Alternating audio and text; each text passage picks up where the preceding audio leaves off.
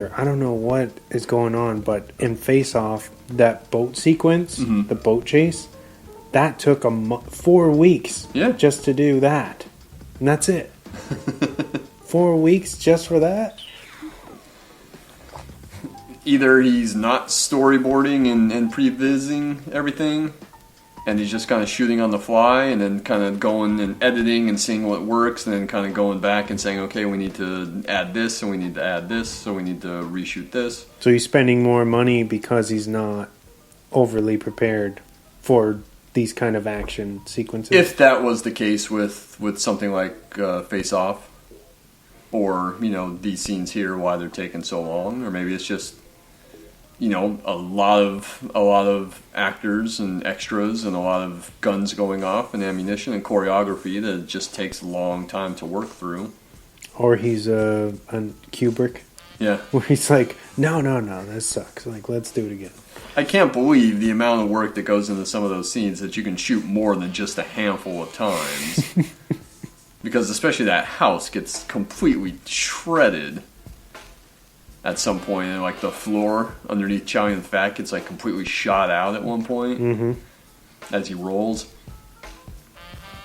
But man, the scene in the church took 36 days to shoot.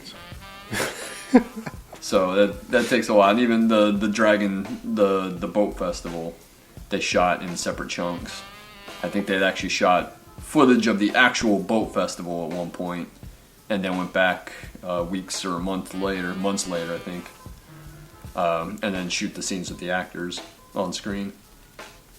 So real quick, about the story, did the Triads set him up and have him execute somebody who was innocent? Yeah, it was the guy's uncle, like the kind of big bad at the end of the film, Wong Hoi.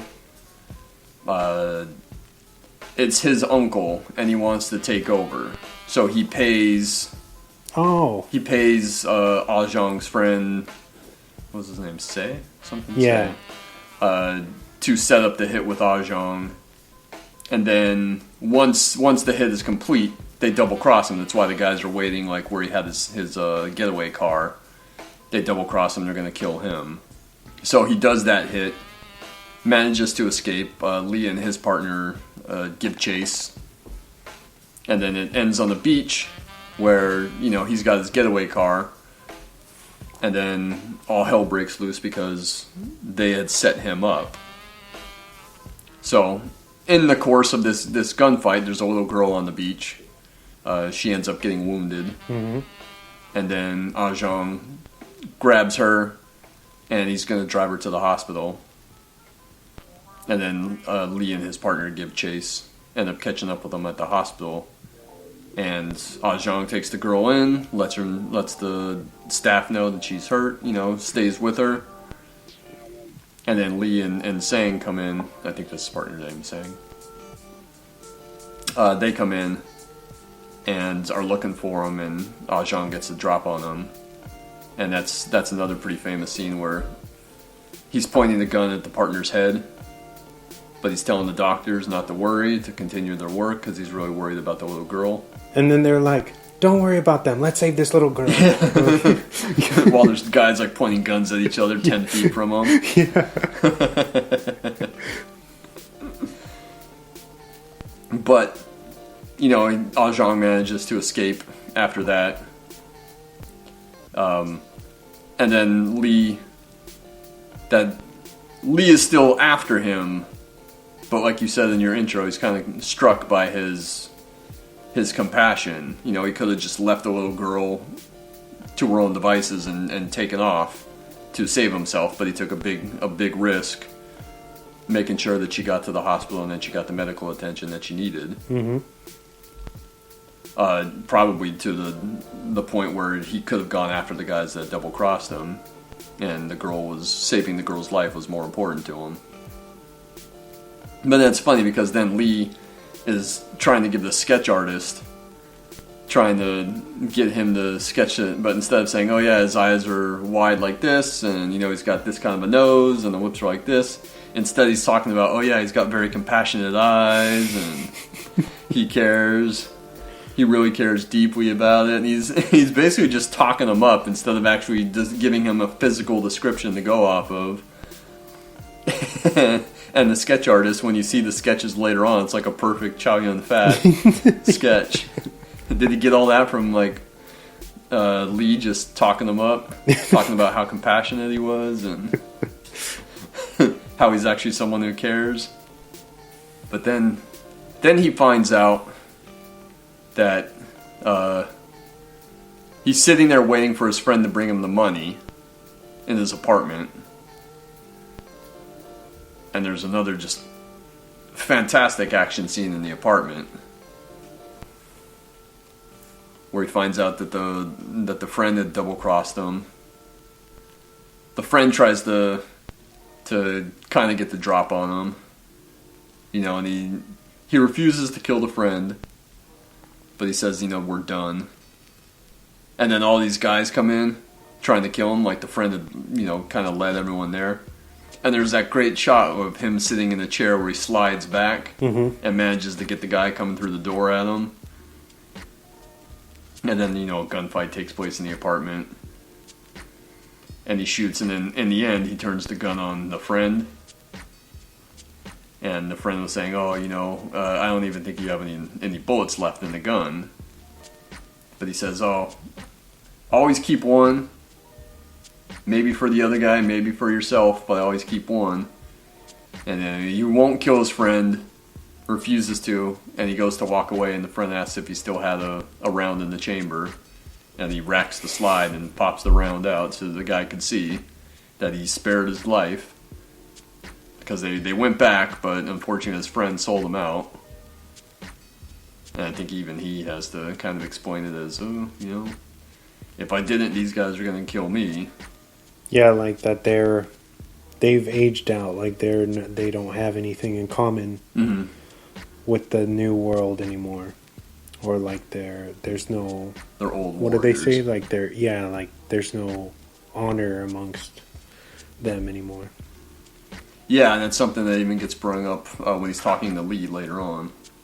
After that scene at the apartment, you know, Lee comes and finds the apartment all messed up and says, oh, kind of puts it together that it's the same guy, the guy that killed the guy at the boat race, and then it's the same guy that shot up that the guys were after in the apartment. He's the one that owns it.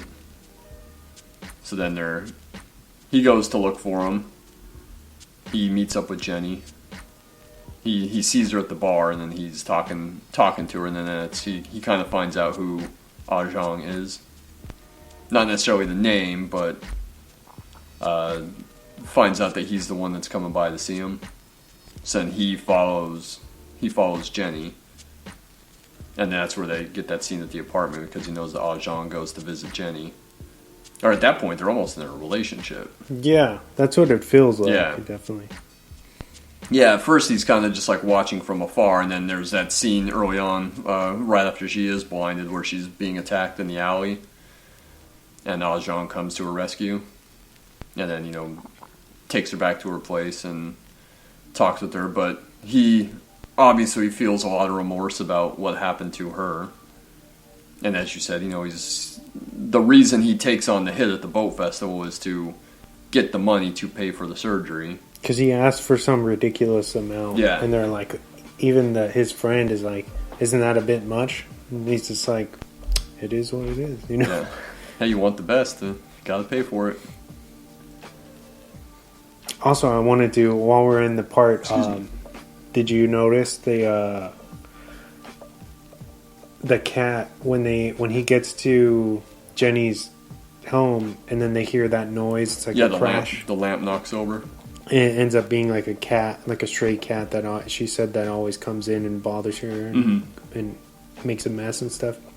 I guess in their culture, that's supposed to be like a bad omen, which is interesting that he would put that in there, because then both Jenny and Ah Zhang really do meet like not a great fate at the end of the movie. So it's like a foreshadowing. Yeah.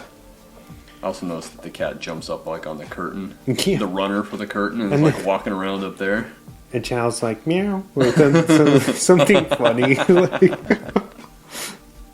Man, there's another great action scene where after he finds out who set him up, his friend tells him that, this guy, he wanted you to take out his uncle, so that he can take over.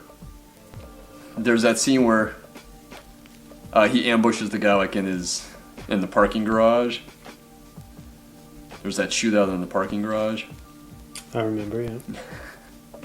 Which is a really good chase and action scene. But do you notice at one point he shoots up the car with the guy in it, ends up wounding him, and then he's got this fucking massive like 44 Magnum. And then once the car crashes, the guy kind of starts to stumble out, and he puts his arm out, and Ajong shoots him and it blows the arm off. Did you notice that? I did.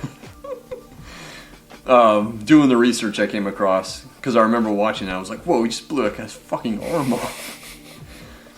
But watching that, it was, or doing the research on it, I found that was just a mistake. That wasn't supposed to happen. That the squib on the fake arm malfunctioned. Oh, and it just took the whole thing off? It just like completely blew off. Because when you see him in the next scene, like, he's perfectly fine. He didn't actually blow the arm off, but I guess that shot of him getting shot when he was climbing out of the car, the squib that went off on like the fake arm that they have outside of the car, ended up blowing it completely apart. But during that action scene where he's trying to take out this guy, his friend sees him and actually, fires at him a couple times in order to save his life because he's just completely outgunned. So Ajong takes off and the friend gives chase, and then they pull over. And there's that scene between them where they're just talking about how they're too old. Like you said, they've kind of aged out of this. He just wants to get away, wants to take Jenny someplace safe. Wants to get her surgery. And the friend says, oh, the beach house, you can stay at the beach house. You'll be safe there. So they go to the beach house from there. And then Sang chases some of those guys. Lee's partner, I should say, chases some of those guys. Gets shot in the process. I think Say manages to kill the guys that were pursuing him. But then when Lee goes to meet Sang in the hospital, he's alive enough to tell him where he thought that they were going. And that's how Lee stumbles across him at the beach house. Goes to find Ajong and Jenny at the beach house. But at that point, it's starting to be clear that Jenny's eyesight is getting worse. Because, where she said earlier that she could see, like, shapes when Ajong first rescues her and takes her back to her apartment. It's clear enough that she can see well enough when Lee and Ajong are holding the guns on each other in the apartment because they're trying to conceal the fact that they're doing that. But then when they get to the beach house, she's talking about, why is it dark? And he lies to her and he says, oh, it's because it's supposed to rain, even though it's, bright blue sunny day outside. So he knows that it's getting much worse. He needs to get paid so he can get them both out of there. And his friend is supposed to bring him the money. But then Lee shows up at the beach house along with the guys that Hoy hires. He hires like a killer and like his group of mercs who show up, and it's funny because they're all wearing like white tracksuits, except for like the head guy, and they're just like Lee. It starts off with Lee holding his gun on Ajong, and Ajong says that he's not going to go, and then he sees someone running up behind Lee. So he goes to shoot, and then Lee thinks that he's shooting at him, so Lee fires first and ends up hitting him in the arm.